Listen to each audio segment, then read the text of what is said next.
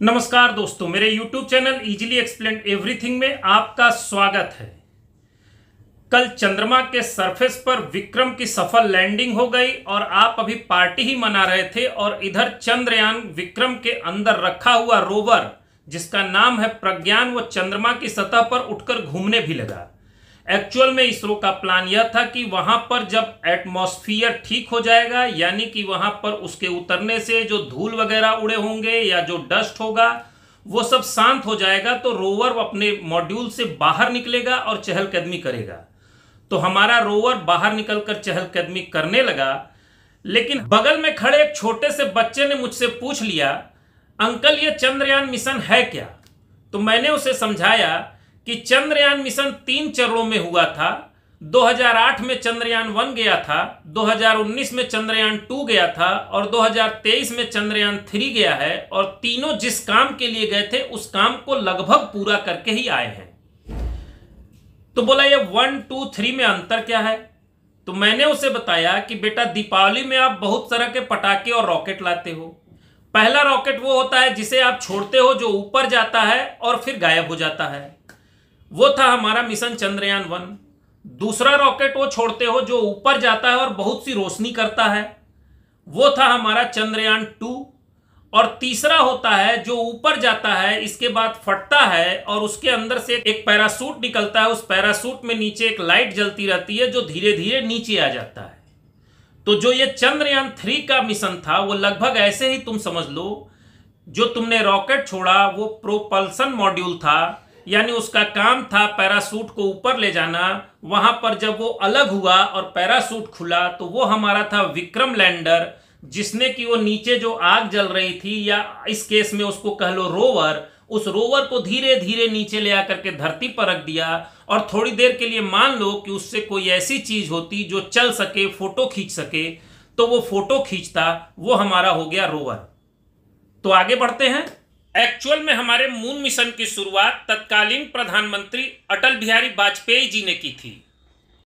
सन 2003 में उन्होंने moon mission की शुरुआत की थी और उसके ठीक 5 साल बाद 2022 अक्टूबर 2008 को हमने अपना पहला चंद्रयान 1 स्पेस में भेजा था। चंद्रयान 1 के लॉन्च होने के कुछ दिन पहले, यानी कि 22 अक्टूबर 2008 से कुछ दिन पहले, हमारे तत्कालीन राष्ट्रपति डॉक्टर एपीजे अब्दुल कलाम जी माधवन नायर, जो उस समय इसरो के चेयरमैन थे, उनसे पूछते हैं कि हम चंद्रयान 1 को छोड़ रहे हैं और चंद्रमा पर हम अपना कोई इम्पैक्ट या निशान बना रहे हैं या नहीं। तो माधवन जी बड़े सरप्राइज होते हैं और बोलते हैं कि ये तो दुनिया देखेगी। तो कलाम जी का प्रश्न रहता है कि जो ये मिशन जा रहा है इसके क्या डिजिटल डाटा को आप दिखाएंगे लोगों को और दूसरों को कन्विंस करेंगे कि हम देखिए हमने चंद्रयान मिशन को छोड़ा था?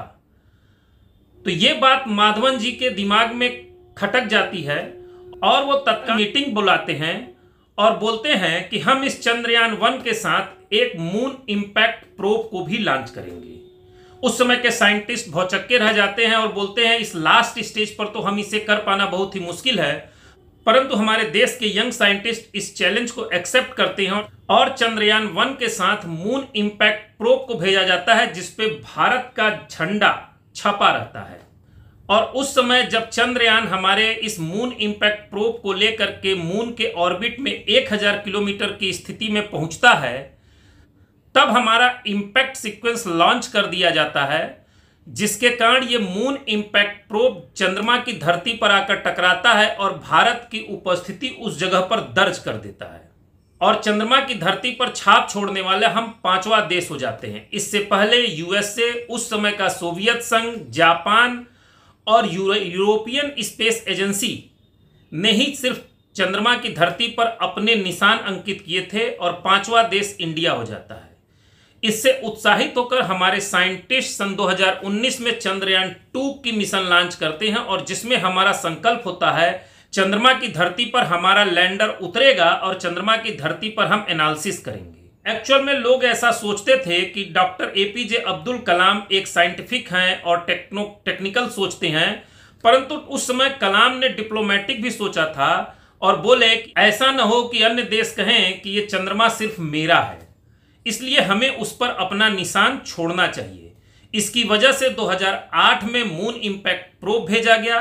2019 में हमने लैंडर उतारने की कोशिश की, पूरा मिशन सक्सेसफुल रहा, परंतु अंत में लैंडर की सॉफ्ट लैंडिंग न हो पाई और दुर्भाग्यवश वो लैंडिंग सॉफ्ट नहीं हो पाई और लगभग 35 किलोमीटर से 2 किलोमीटर के बीच में हमारा संपर्क कहीं टूट गया, जिसकी वजह से हम ये नहीं मान पाए कि वो सॉफ्ट लैंडिंग हुई। परंतु आज भी हमारे चंद्रयान 3 के लैंडर ने उससे संपर्क साधा और दोनों के सिग्नल एक दूसरे से कम्युनिकेट हुए।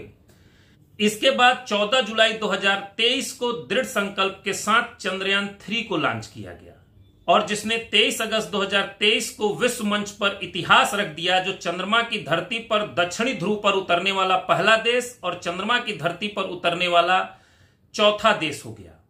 दक्षिणी ध्रुव पर उतरना अन्य ध्रुव पर उतरने से कठिन था, क्योंकि वहां की जमीन ज्यादा उबड़ खाब और वहां पर ज्यादा रिस्क थे उतरने में। फिर भी भारत ने यह संकल्प किया कि हम वहां पर उतरेंगे।